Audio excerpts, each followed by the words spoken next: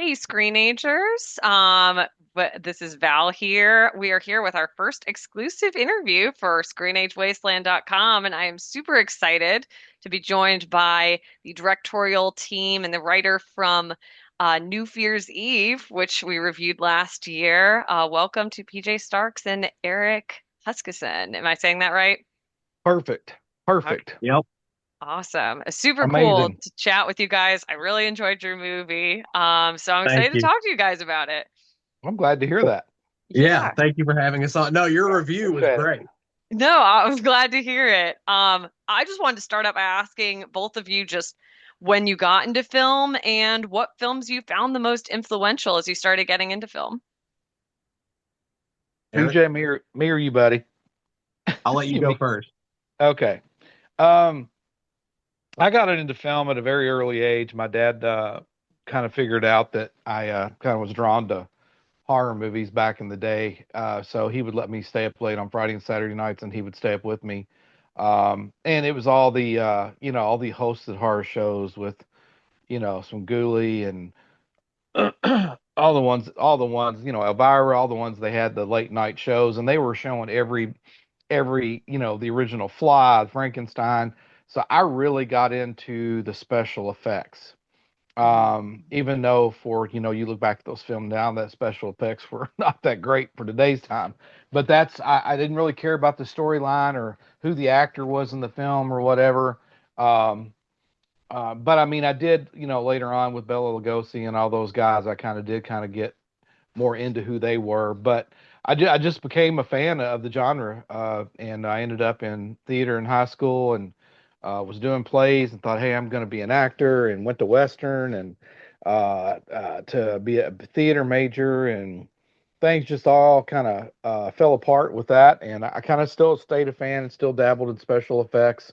And I helped with some curtain calls and some set buildings with different companies and stuff. But I didn't get into actually making film until I met PJ about 13 years ago on a whim with a thing he was doing at our public library.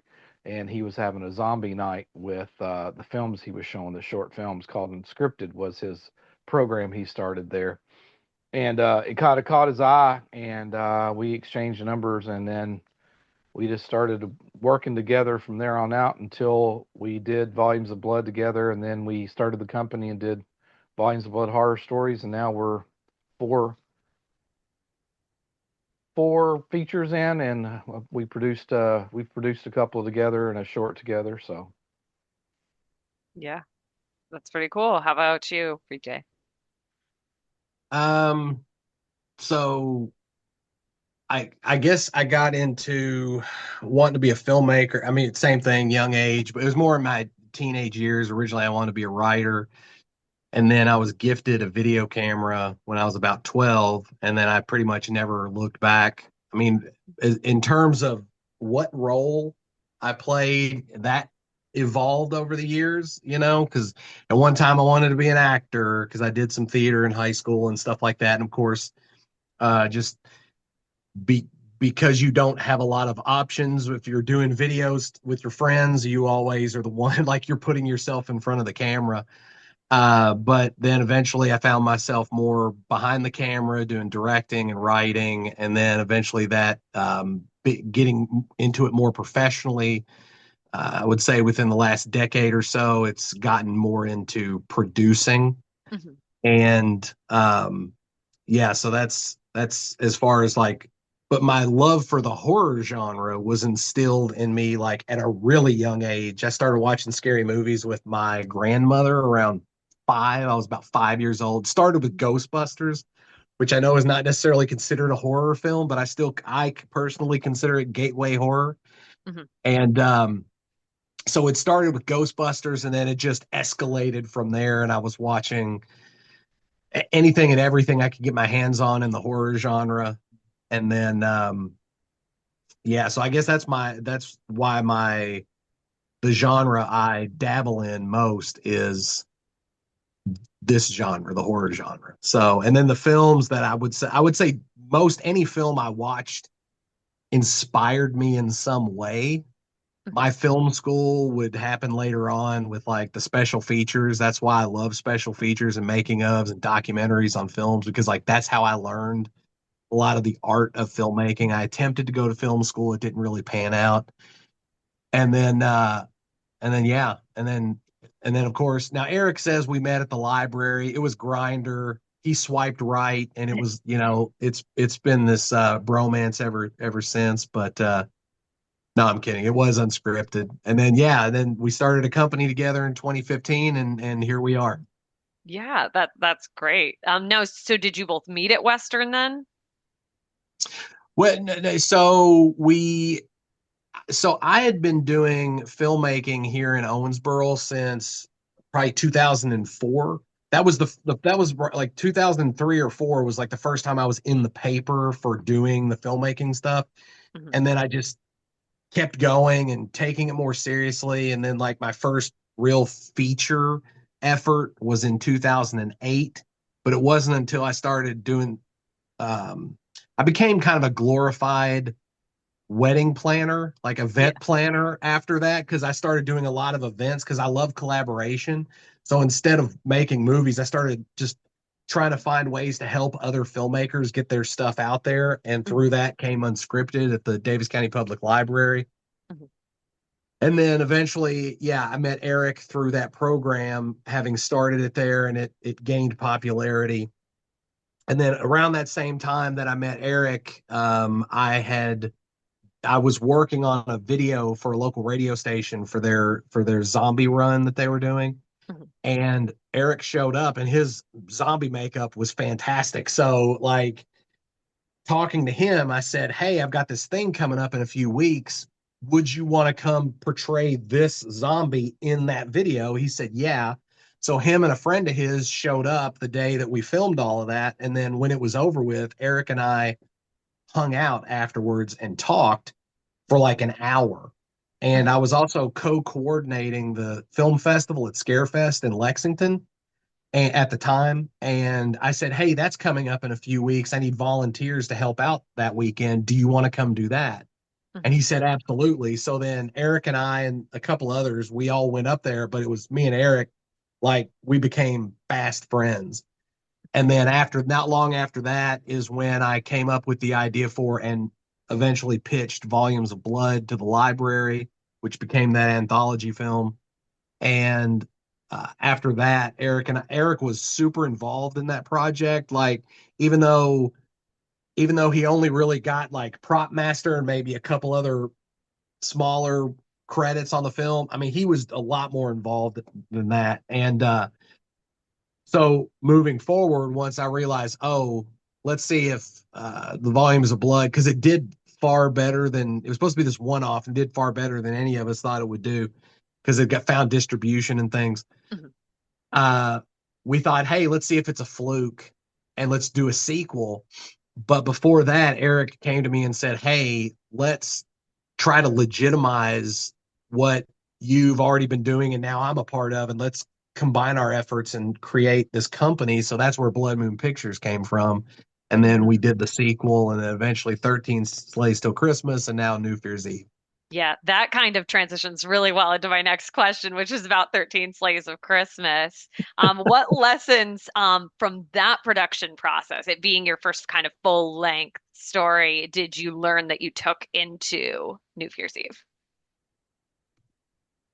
Well, I mean, 13 Slays Till Christmas was also an anthology like Oh, the Volumes of okay. Blood movie. Yeah, yeah, Hmm. yeah. Eric, are you still there? Yeah, I'm here. I'm here. Oh, okay. You were like popping in and out, and I saw some stuff going on, so I wasn't sure like what was happening on your end. That was and I'll let Eric take over after this, but like for him, that was the first time he ever really wrote and directed on something Hmm. that um that we had done together. Hmm. I had already had a ton of experience, I would say, on directing and writing and everything up to that point. So there wasn't as much transition going into New Fear's Eve from 13 Slaves Till Christmas for me because I had also the film I made in 2008 was also a feature length single narrative movie. Hmm. But for Eric, it was kind of a whole new ball game for him, Hmm. and I'll let him take over from here. I have no idea what you're talking about. What films? No, I'm kidding. So yeah, so 13 Slays. PJ reluctantly let me write a script for it. Um, and not going to go into that whole ball game. And then I directed it, and that's loosely said. PJ was in my back pocket in my shadow the whole time helping me out because it's something I'd never done. And, I knew he wasn't going to let me fail or let it look bad because it's his film as well. So that's where I got my first experience. And I've always dabbled in writing, directing, no. I've been dabbling in writing since I was in my 20s. He just won't let me do it because he thinks I'm old and incompetent. But I, I, I, Yes. my experience had always been either helping somebody with a short, helping somebody with their own film that, but I wouldn't be on set for a whole long time. But with being on set with three anthologies and then with us wanting to go bigger and better each time, we kind of transitioned into the single narrative for New Year's Eve. And I have to say there's a lot of things about the single narrative I really enjoy compared to doing an anthology. I'm not saying it's easier, but it's just to me it's easier to character build because you got a whole film to do so, just not a piece of a film to do so. Now Hmm. ours always have a focal point, all our anthologies, so you do get some character build with that part, but this kind of I think flowed so well with you're learning about the characters and what they're going through and who they are and and their relationships as it go. And I kind of enjoyed how that process works compared to the anthology. I'm not saying I'm against anthologies or I'll never do an anthology again, but I really enjoy how because it was my first single narrative actually working on beginning to finish, and I think I give it a 60-40 Hmm. comparative with doing anthologies. Yeah, no, that totally makes sense. I can imagine how it would be difficult to kind of develop the characters in that limited scope, whereas with a full-length movie like New Right. Year's Eve, you have that whole movie to kind of flesh out your characters. So talking about New Year and New Year's Eve, where did the idea come from originally for the movie when you were kind of coming up with the script and the characters? How did that creative process go? Um, so ironically, I came up with the title while we were making 13 Slaves Till Christmas, but I didn't know what the story was at the time. It was just the title. Hmm. And then I took the idea to Eric. Of course, we're in the throes, deep in the fray of making this other movie. So he was just like, no, no, focus over here. So the movie kind of got, or the title, I should say, got kind of put to the wayside. Now that doesn't mean that I wasn't still thinking about it and coming up with Hmm. ideas.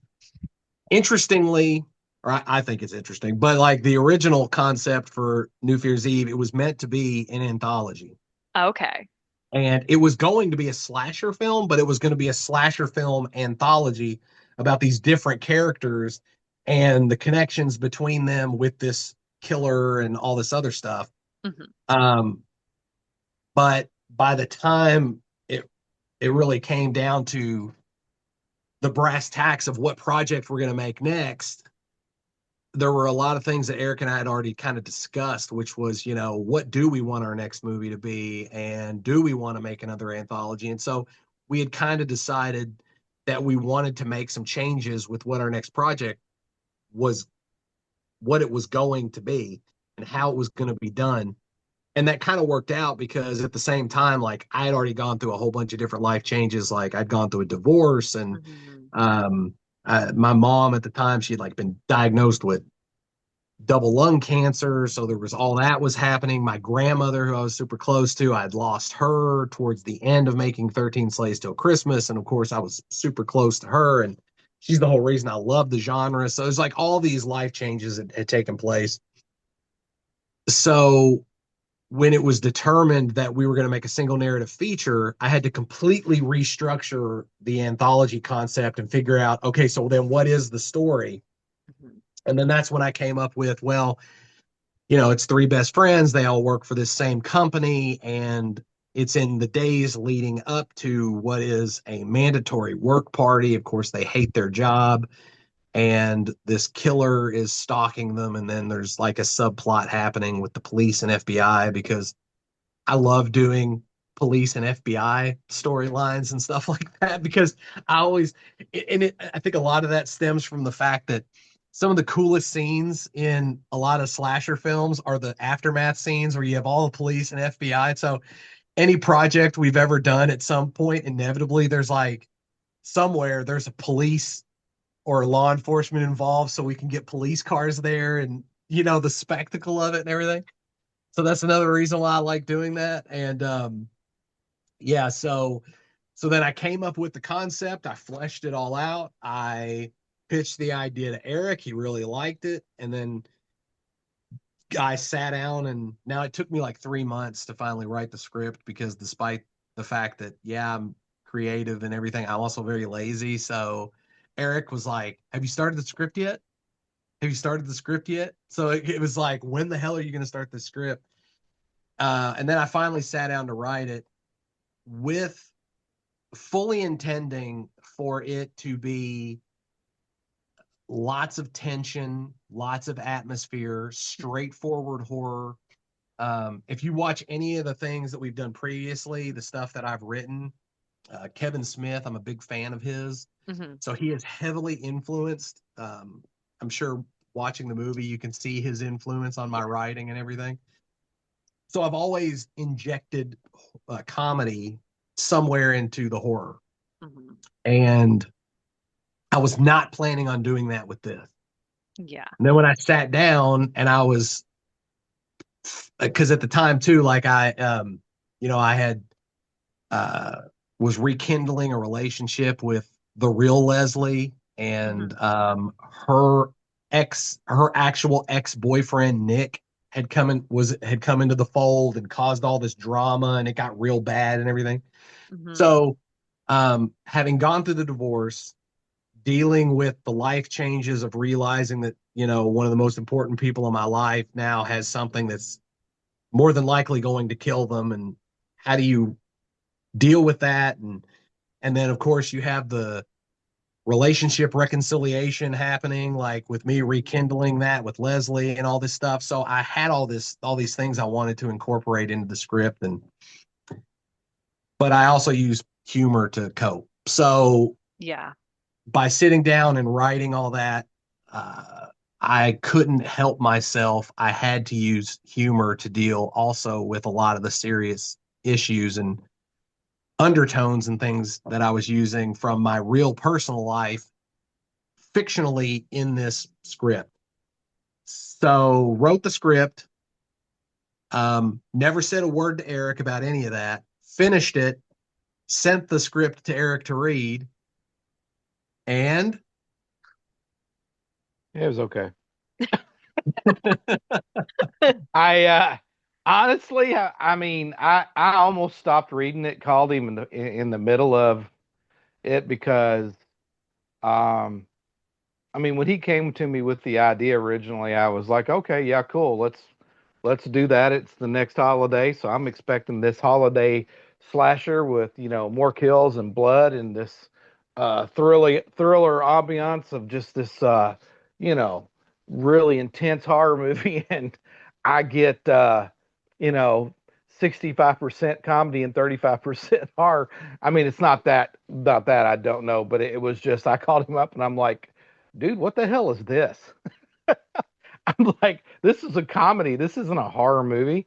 And so we laughed. And I mean, I approved the script. I love the script. I think it's hilarious. But I had no clue. He didn't tell me a damn thing when I started reading. Like, well, this is going to be different than you're going to expect. He didn't give me any heads up. So I was pretty much, man. I was like, dude, this is funny. This isn't. I didn't expect it to be a comedy horror at all. Yeah, absolutely. And honestly, going into the movie, like I review a lot of screeners and a lot of comedies that, you kind of like settle your expectations because you don't know what you're gonna get. And this was legitimately really funny. Like I was laughing at it, watching it. which transitions really well to my question about the humor, which I kind of, I think I described in my review as kind of like part scary movie, but also part like Naked Gun, Airplane, Yeah. like a little bit of a bunch of things. So you mentioned Kevin Smith. Like, would you say there were any other inspirations to both the like physical and obviously the humor in the script? Yeah, I mean, I, every single one of the movies that you mentioned, I absolutely love. So I'm a lot of the comedies like I grew up on were, like the National Lampoon's movies, Hmm. or I would say the American Pie films were kind of my Animal House. Yeah. So, because I was in high school when they came out, it was like every time the next installment of American Pie came out, it was kind of about the next transition in Jim's life, and it Yeah. coincided a lot with the next transition in my life. So like those films are very near and dear to my heart, and that's also like my sense of humor. Now, same with Eric. Like me, Eric has a very uh immature sense of humor, and it's like, but it just because it's immature doesn't mean it's not smart. I mean, look at Mel Hmm. Brooks. Like I love Yeah. Mel Brooks' comedy. Same with Oh Eric. yeah. Like Mel Brooks is my Eric and I hero. share, yeah, we share a lot of the same comedic sensibilities, dark humor, all of that. Hmm. In my opinion, nothing is off the table. And when I mean nothing, best example I can give you is when my mom was going through. Now my mom ended up passing away towards Hmm. like the end of production. Like, well, no, we finished the movie, but like towards the end of editing is she ended up passing away. And I would be sitting in a room with her, and like her and I are joking about her dying of cancer. Like so like I got my sense of humor from her as well. Hmm. So I guess it's generational in a lot of ways. But yeah, so there was a lot of different types of comedies. Um, I don't know if I would say there's a lot of slapstick in the movie. There's a Hmm. couple of times, like when the Brian character, well, slaps the doctor. Yeah.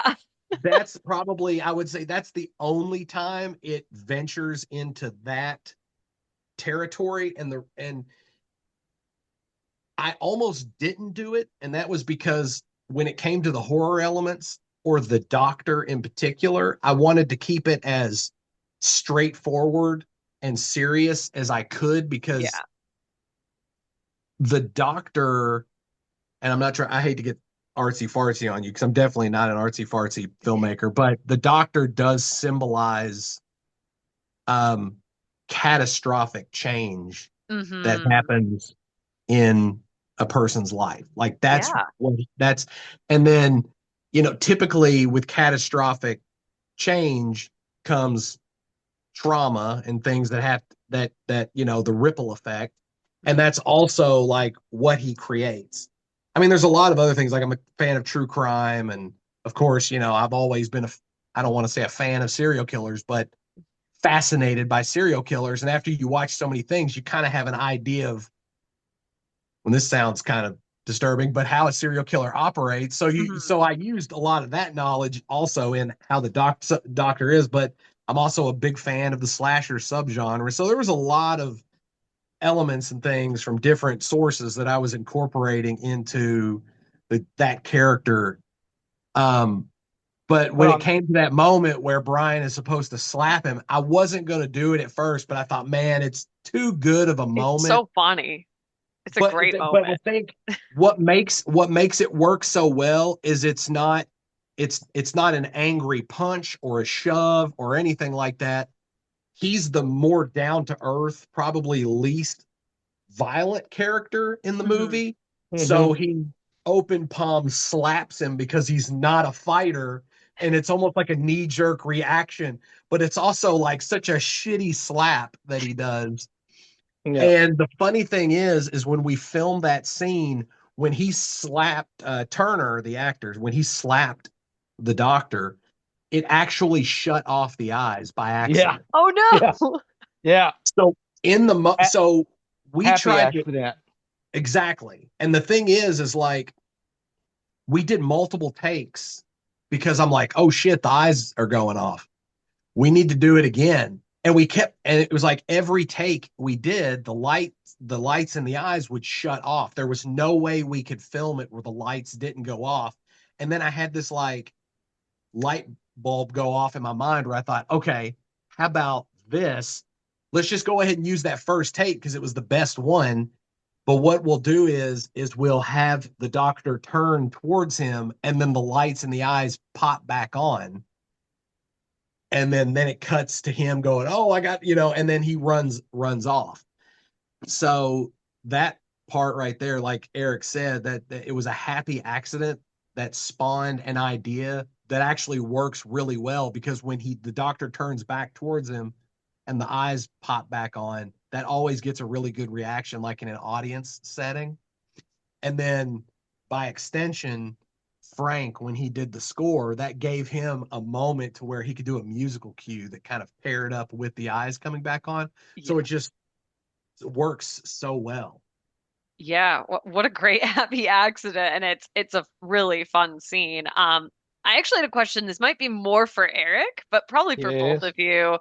Um, how did you decide kind of on the look and feel of the doctor? Was that kind of a we tried this, we tried that kind of process, or did you kind of know going in that this is what the doctor is going to look like, this is going to be his shtick? Like, how did he come to be the way he is in the final movie? Well, the idea came from PJ. That was all him. Um, like he said, he's a person of true crime lover. So you get like a Jack the Ripper kind of out of the doctor, but then you also have the plague doctor kind of mixed Mhm. in. And when he came up with the idea of what he wanted, uh, we contacted a friend of mine called BJ Emick, and PJ pretty much like, this is what I'm looking at. This is what we want to do. Mhm. Here's some of the colors we want to use, and then he would send us something, and I would like, we'll do it this way, and then PJ will do it this way, and he did like a 3D rendering, and then we had a PJ's got a friend of his in town. Her brother makes masks. Now we kind of pieced out to people like, hey, can you make masks? What could you do for us? And there's a gentleman in town. We try to use as many local and regional people as possible. So we went and looked at what he could do. But the guy in Louisville really was the one that kind of just like, oh, I can do this and I can make it look like this, and he kind of gave us an idea, and we were like, oh yeah, that's what we want. And along the way, he showed us a couple of things, and we were like, yep, that's it. And the next thing you know, we get to see the masks, and it was just all real. But that was PJ's with his. He's the slasher. He's letting me talk because he knows he rambled on for 10 minutes a minute ago. So because it was his idea, and it was his baby with what he wanted it to look like.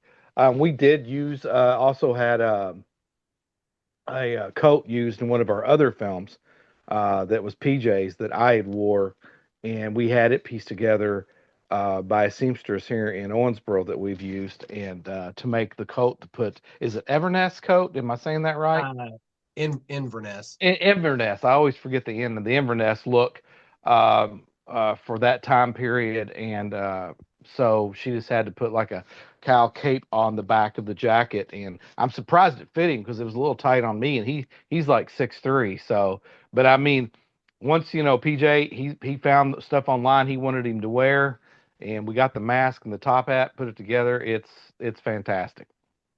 Yeah, absolutely. So, PJ, you really kind of went in being like, this is what I want him to look like. And then, like, Eric and the other local vendors you got in kind of helped, like, piece together that vision. Does that am I understanding that right? Yeah, I wanted it. I mean, I wanted the doctor to be a hybrid of Jack the Ripper and a plague doctor. Hmm. Because I mean, ultimately, like Eric had said, to me, one of the most iconic silhouettes that Hmm. you can think of would think would be Jack the Ripper, Hmm.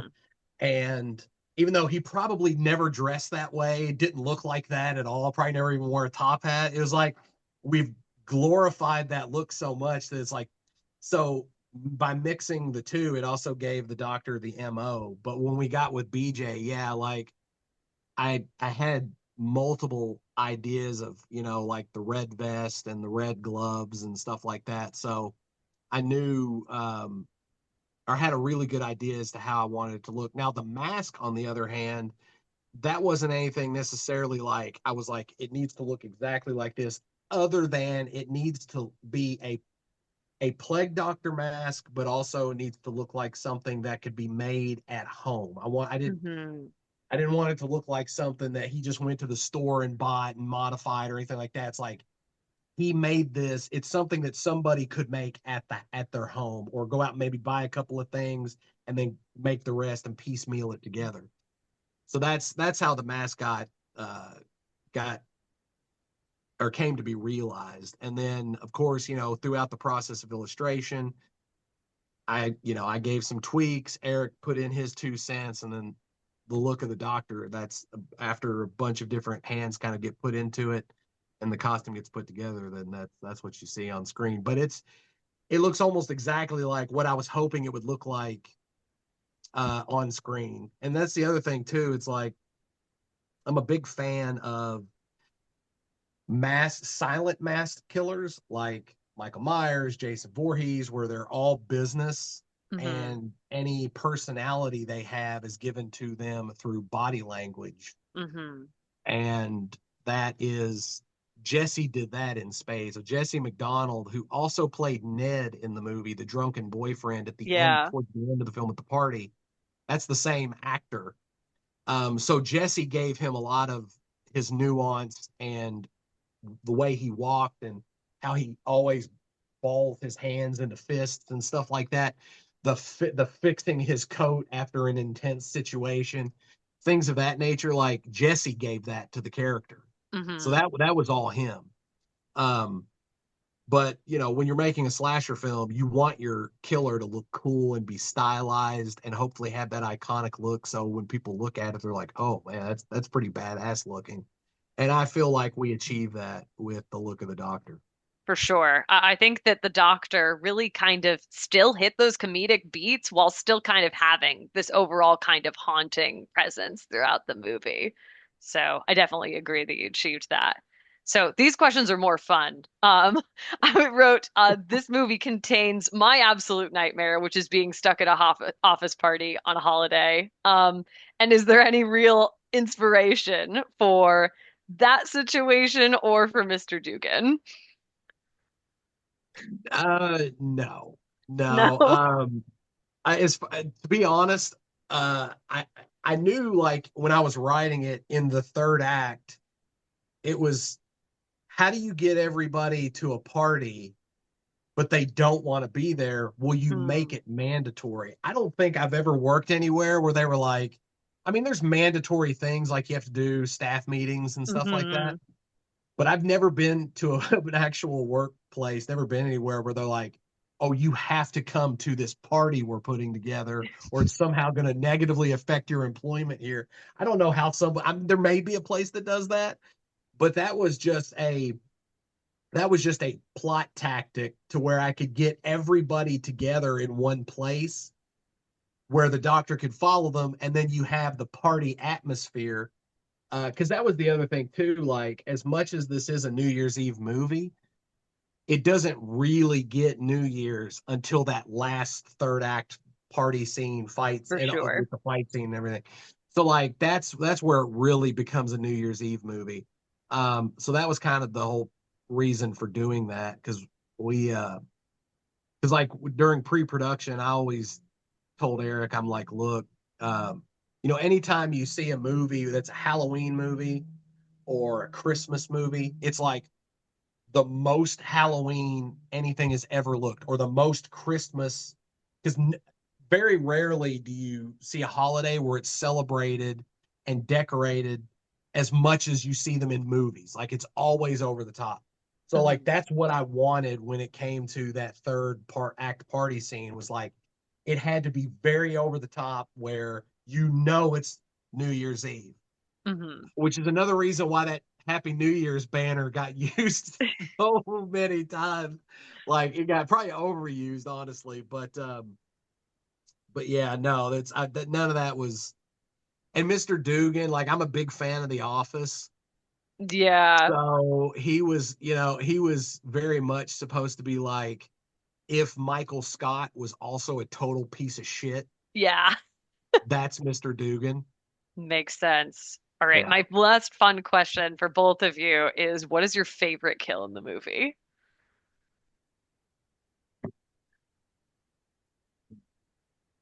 Eric, I talked. I'll let you go. No, that doesn't change things. Um, so, man, I keep using the same one. I'm thinking I have to go with the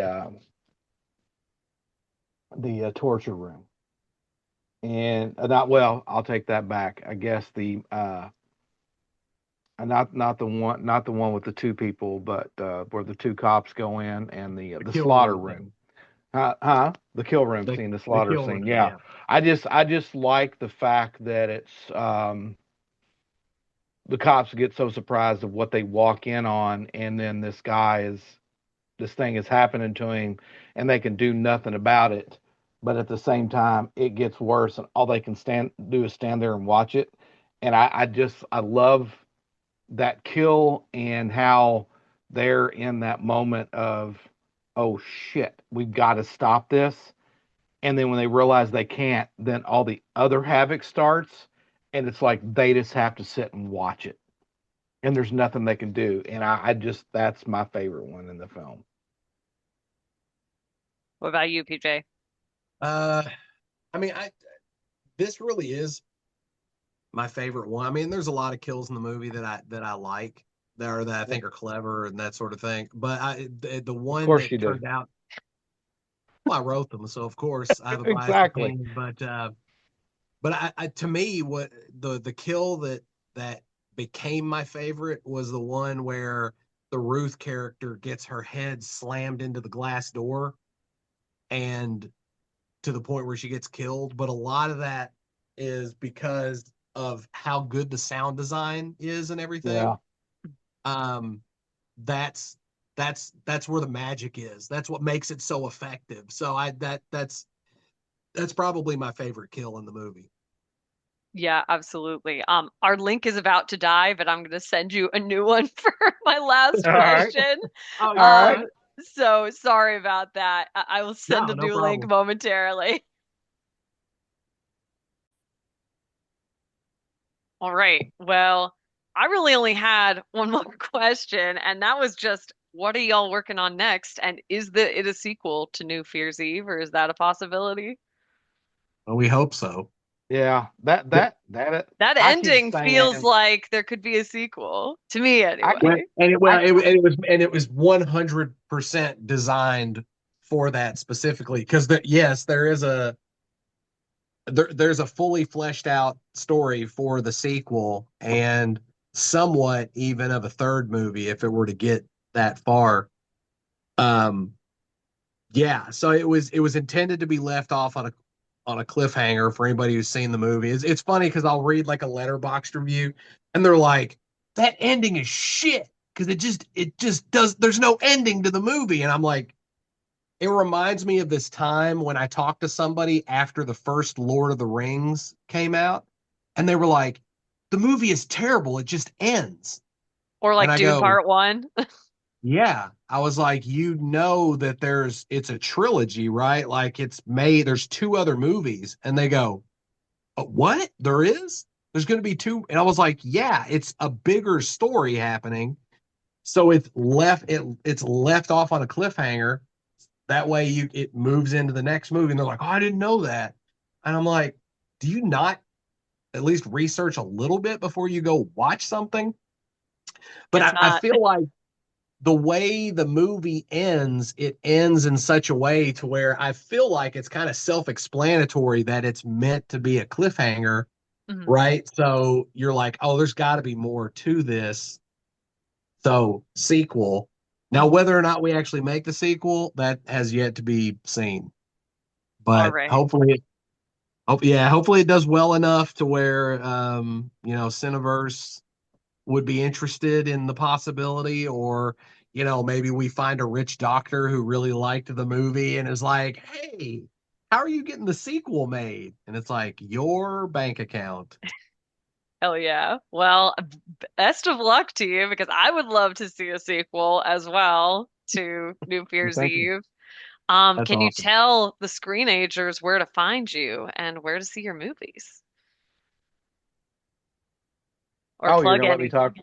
You're gonna let Yeah, me just talk real plug your quick. stuff. Yeah, I'm gonna let Uh, you talk, Eric. I'm surprised. Bloodmoonpictures.com is a great place for people that want to watch any of our films. You can go there and pretty much anything about us and what we've done is on there. You can click on the posters. It'll take you to the trailers for the films. It'll also give you the sites that you can click on and get to watch it. Um, you can follow us on Facebook. Both of us have our own Facebook page. Blood Moon Pictures has a Facebook page. We are on um, Instagram. The New Year's Eve movie is a link to that one, and then Blood Moon Pictures 15 is a link to our film companies stuff. So that's stuff we're slowly starting to work doing. Neither one of us are too savvy on those type of things, but we're learning. So hopefully we'll get a little bit more going with that soon. Oh, and New Year's Eve. If they want to watch New Year's Eve, they can go to it's a Screenbox exclusive. They can go to Plex. They can go to Google TV. They can go to Prime Video, Fandango at home. I don't know if I said Roku, Plex. Did I miss any, PJ? No, I think you got them all. I always feel like I'm leaving one out. Yeah, and we're currently working on international Yeah. distribution for anybody who watches this. If you're outside the States right now or outside North America, it's going to be really difficult to watch the movie. But we're hoping in the coming months that we'll have something locked in and then we could start getting the movie across the pond. Hell yeah. We've got some screenagers that are international, so Yeah. I'm sure they would love to see your Yeah. movie. Awesome. And after you watch Awesome. it, review it on Letterboxd or IMDb, rate it, let us know what you think, even if you hated it. We have thick skin. Hell So yeah, definitely review on Letterbox. You'll see my review on there as well. But thank you both for your time. This was really fun. Well, thank yeah, you. thank You you. sure you don't have anything else? You still got time, or I, you good? that was all the questions I had written down, so I'd Okay. be shooting from the hip if I if I All kept right. going. Cool. All right. Well, can I ask you a question? Sure. What was your favorite kill in a movie? Oh, I was gonna ask the same Oh thing. boy. See, you're putting me on the spot because I didn't watch it recently. I watched it back in December. But honestly, the one that sticks out to me it is the shears. The shears were really good. That was a good kill. Just, Oh, I it's Oh, don't so know. I liked it. it's so interesting, like when because there are so many kills in the movie, Hmm. all and you right. talk to people, and like, so going into the movie when I wrote it, I told Eric, I'm like, the dildo kill is going to The be dildo what kill the is also awesome. It reminded me of Cyberpunk when you get to beat people to death with a dildo. It's a niche reference, but no, I think I liked the sheer scene because it's right at the beginning of the movie. The guy's look of surprise is so funny. It really sets the tone for what the movie is going to be, and right. it definitely stuck in my brain. Well, it's one of those things where it's like I kind of expected this like the same answers, a majority of the time, but it really hasn't been that way. Like when we talk to people, like we get different answers, and I like that because it does mean that there's not just the diversity of kills, but there's at least enough kills, and they're all interesting and unique to some degree in their own way, to where people go, oh, like the shears or the throat rip has been brought up. Yeah. Interestingly enough, I would say uh, Eric was not always a big fan of the face rip kill, but there was a review. I don't know if it was letterboxed or not, but they mentioned no. It was somebody watched it and then they private messaged me on Facebook to tell me how much they loved the movie, and they were like, my favorite kill in the movie is where the guy gets his face ripped off. So I immediately called Eric and I was like, hey, you know how you don't particularly love the face rip? This guy loved it. I did like the face rip. It reminded me of the 2006 Silent Hill when Pyramid Head rips the skin off that lady, and Oh I love yeah. that kill, so it definitely was reminiscent of that for me. Yeah. And then what the other thing I found bizarre was like Felissa's death where she gets Mhm. killed, where intestines get sucked out by the Oh my toilet. God, that one I that one's brutal. Like it's funny, but you're also like, oh, Yeah. Oh, she sold that so well oh Oh because my yeah. God. even though even though technically she's not supposed to feel it, but like the sounds and stuff that she makes are so believable Oh yeah, that Yeah. it definitely, as ridiculous as that kill is, it sells it 100%. for So sure. I think a lot of the reason it's so effective is because of Felissa's performance with mixed with it. So, Yeah. and those are real pig intestines too. Yeah. Oh, It well, they that's they stuck great. they stunk so bad. Oh, I bet. Oh I mean, but that's the way to really make it look so yeah. good. And all the kills in this movie look incredible. Oh, thank you. Thank you. Yeah, well, thank you both for your time. I really appreciate you taking the time to talk with us here at ScreenAge. We're kind of a tight-knit movie community, so if you ever want to talk movies, feel free to All join in right. the Cool. comments. But Absolutely. Well, thank you for taking the time to watch the movie and Yeah. review it. Thank you And, so much. we're both really glad you enjoyed it, and thank you for this. yeah, yeah, Yeah, appreciate absolutely. it. Yeah, well, thank you again. And to screenagers watching, you can obviously watch New Year's Eve online where they've said on Fandango, on Plex, and we will see you all in the Wasteland.